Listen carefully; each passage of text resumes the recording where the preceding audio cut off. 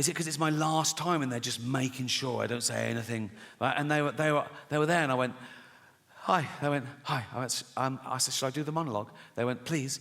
Tough crowd, right? So I had the monologue, right? And I was sort of going through, it was like 7 or 8 minutes long. So I was doing the jokes, and after each joke, I sort of looked up, and they were sort of going, making notes like that. A couple of the younger ones were going like that, right? And I got to the end, and I went, that's it. And they went, good. I went, oh, great. I went, yeah. And then the head lawyer, he was about 60 years old, he had like white hair. He went, oh, yes, there was one thing. Now, I did this joke, I don't know if you remember. It went, the world got to see James Corden as a fat pussy. He was also in the movie Cats, but no one saw that. And it goes on, at one point I go, but Dame Judi Dench said it was the role she was born to play because she loves nothing better than plonking herself down on the carpet, lifting her back leg and licking her own minge, right? So this lawyer went, he said, this is all true, by the way. He went, when you say James Corden is a fat pussy, that's just referring to his role in Cats, right? I went, yeah. Yeah, definitely. Nah. And he went, okay, great. I thought, this is easy. I wanted to go, call yourself a lawyer, right? And that was it. And I went, have a great show. And I left. And as I was leaving, I saw one of the other lawyers lean in and show this head lawyer his iPhone. And the head lawyer went, oh, yeah. He went, oh, sorry, Ricky, can you come back a minute? Right, so I'm there. I went, yeah. So he had the phone there. They'd looked up the word minge. I thought I'd gotten away with it, right? So it's now like I'm getting told off. And the head lawyer said, now it says here that the word minge is a derogatory term for female genitalia. I went, well, yeah, it's a slang word for vagina in England.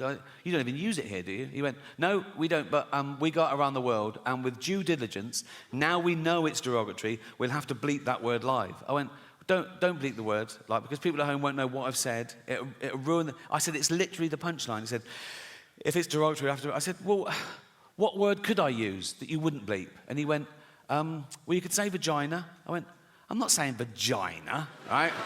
Nothing funny about it. It's so clinical. I was thinking, Judi Dench at home going, why is he talking about my actual vagina, right? I said, minge isn't like that. It's like, it's not so specific, because vagina's so, where's your vagina? There, right? Where's your minge? There. It's like... Then one of the younger lawyers went, what about box? I went, I'm not fucking saying box, mate, right? So imagine looking at her own box, right?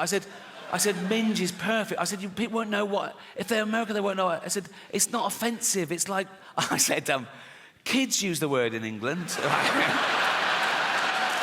Right? They weren't having it. So I said, what about flange? Right? So they looked up the word flange, right? And he went, well, that'd just be confusing, because in America, a flange is a part of a sink unit. I went, oh, well, I said, please let me say minge and don't bleep it. I was really rooting for minge, right? It was like 12 Angry Men. I go, no one's leaving till I can say minge, right? And after about 10 minutes, I wore them down. Whatever they said, that won't work. So I was going, please. I said, I'll write them. You won't get any complaints and all this sort of... And eventually, the head lawyer went, okay, you can say minge. I went, and you won't bleep it? He went, no, we won't bleep it. I went, you promise? He went, yes. And I left. I knew they would. And they fucking did, right? So, when I said minge, I pointed.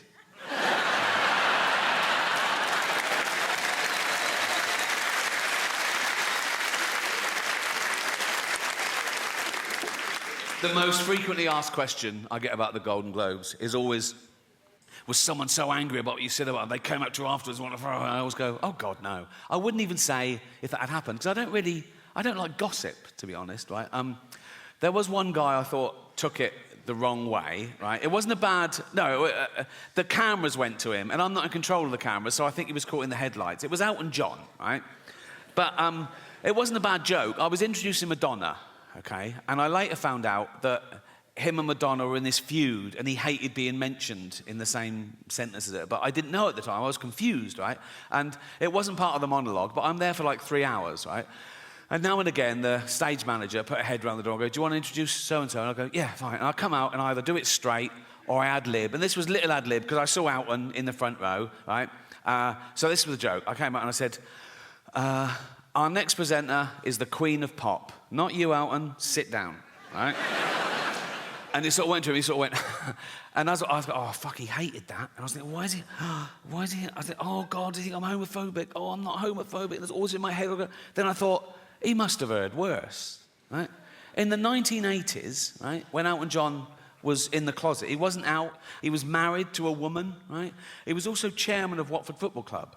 And he and his then wife would go along and watch Watford play, and the entire crowd would sing, "Don't bend down when Elton's around, or you might get a willy up your arse." Which puts my little quip into perspective, doesn't it? I don't know how football fans know how to start at the right time in the same key. Do they hand out sheet music before a fucking... We're doing Willy up the arse in C. Like, Jeff's doing a solo. It's like... And what they usually do, they get a traditional tune so everyone knows it, and they change the lyrics. Some genius changes the lyrics, right, to be as offensive about someone or something or somewhere or whatever, right? So the tune they used to use, I remember it, it was that old Cockney knees up song. My old man said, follow the van and don't dilly-dally on the way. Do you know that one? Remember the term dilly-dally? They use it very creatively in their version, right? So this was their lyric. It was the 80s. It's not politically correct. I apologise. But they're football hooligans. What are you going to do, right? So let's analyse their genius lyrics, right? This is what they used to sing. Don't bend down when Elton's around, or you might get a willy up your arse. I mean, you might. Not necessarily his, but, you know, like mathematicians amongst you would have to go, yeah, there's a slight... Like, if 1,000 people bent down when Elton was around, one of them might randomly... Someone might come off a bicycle and go, sorry, like that, and they go, oh, fuck, and the scientists will go, one. Do you know what I mean? There's a slight... Also, when Elton's around, that's ambiguous. That could fit... Like, you could have two gentlemen having anal sex in a hotel room, right? And then the next day they find out that Elton John was staying in the next room. They go, oh, I got a willy up the arse when Elton was around, you know? I'll give them that. Anyway. Don't bend down when Elton's around, or you might get a willy up your arse. He has the nerve to call us dear. We all know he's a fucking queer. Sorry, right? And it goes... He dallies and dillies. They've reversed it. Why? He dallies and dillies. He plays with people's willies. Okay, I don't know what play with means in this context. It could be like, wow. It could be anything, couldn't it? Wow. I thought you were going to suck it. No. He dallies and dillies. He plays with people's willies. He's up every arse in town. I'd stop him there. I'd go, no, you know, that is provably false. He's not up every arse in town, is he? We can prove that. Right, take a small town. Take Watford. 120,000 people. He is not up 120,000 arses, is it? I mean, half of them are women, so 60,000 tops, right? And I don't think he's been up 60,000. And if he has, good luck to him, but that's not my point. This is my point, right? What did his then wife think of that? Because he's in the closet, right?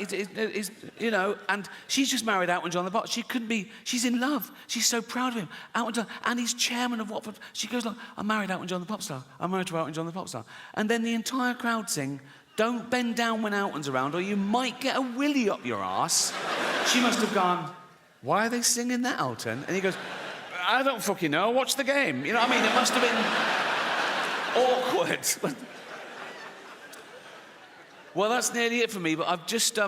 I said earlier, I've never had a joke stopped by the Golden Globes, and that is absolutely true, but I've just remembered a joke that I stopped myself, because I bottled it a bit, and I think I was being overcautious. I want to share it with you, right? So, I got the chance to introduce Jason Momoa. Do you know who Jason Momoa is? Yeah, right? So I thought the meta joke would be to show my hypocrisy and my cowardice. Like, I'm okay to slag off actors. Who's scared of actors? But when it comes to a big dude, right, I'm not so brave. So I was going to go, I've got nothing bad to say about our next presenter because he's got a cock like a baby's arm, right? And I told my mate I was going to do that, and my mate went, do you think people think that's racist? I went, why is it racist? He went, well, because he's a person of colour. And I went, no, but it's nothing to do with that. It's to do with the fact that he's so big that he'd probably have a cock like a baby's arm, right? So I didn't do it. And I had a great follow-up as well. I'll tell you the whole thing. This is the whole thing. This is what I was going to do, right? Right. So I go out and go, I've got nothing bad to say about our next presenter because he's got a cock like a baby's arm. Unlike Peter Dinklage, who's got an arm like a baby's cock.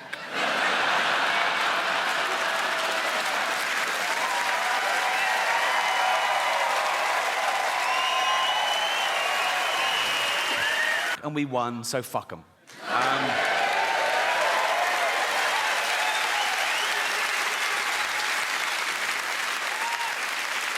Until the next time. They haven't gone away, they're just licking their wounds. They'll be back with something madder.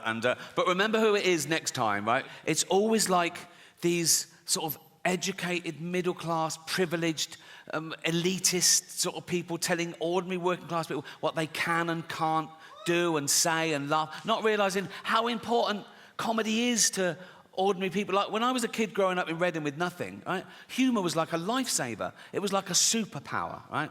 Not a real one, like flight, but you know what I mean? It's like, you ask anyone their superpower, I reckon 7 out of 10 will say flight, and 3 will go super strength or something, right? Which is great. If you're a superhero, flying around, being super strong, great. But sooner or later, a super villain will go, look at that cunt. I'm gonna get him and murder him, right? My superpower, they wouldn't even know it was me. They wouldn't even know there was a superpower being used. And it would get you out of any situation. My superpower would be the ability to make anyone instantly shit themselves. Think of it. You're getting mugged at knife point. They go, give me your wallet. You just go, they go, fuck. Oh, fuck. Game over. It's game over. Because of all the complaints. And the silly cunts did it again. When will they learn? It's like, honestly, it's like, ban it from the number one everywhere. My name like trended for 3 days that Christmas. I wasn't the only comedian who trended that Christmas. Do you know the comedian Rosie Jones? She's got cerebral palsy, and she was on a TV quiz show, and the trolls came out on Twitter going, she's not funny. People saying, you're only saying that because she's disabled. You're only defending her because she's disabled. Sort of back and forth, right? But that wasn't her biggest controversy of the year. This is a true story. Earlier that year, Rosie Jones made a documentary for Channel 4 about her condition, her plight, some of the trolling she gets, some of the insults she gets called, right? And she provocatively called the documentary, Am I a Retard? Yeah, great. Power to her, right? Now, the people who complained were disability campaigners. They had a go at her. They went, you can't use that word. She went, what? Why? I said, because you're physically disabled. That's a derogatory term for people with mental disabilities. If you want to use a derogatory term, you should use one that describes your particular condition. So basically, Rosie Jones said, am I a retard? And disability campaigners said, no, you're a spastic. That's harsh, isn't it?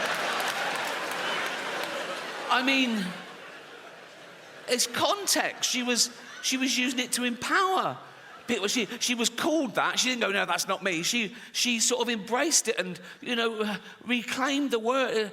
So disability campaigners are saying, no, you've got to be very specific, right? Only people who are actually retarded can use the word retard, right? But who's going to tell them? You know what I mean? Who's going to... You're not going to go into a room and there's Bubba sort of lying on the floor, crying, right? And you go, all right, Bubba. He goes, yeah. Oh, no. Don't. It's a tightrope.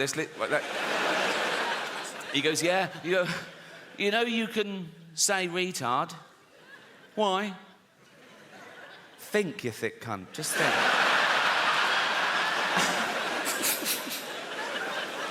Anyway, I think she should be allowed to use the word in context. Like, if she can't use the word, then I've used the word now, so I'm in trouble again. Like, actually, I didn't use the word, did I? This is a point I want to make. People say, oh, he used the word so-and-so. I didn't use the word. Using the word would be calling someone that word. That's using the word, isn't it? I said the word in a discussion about the fucking word.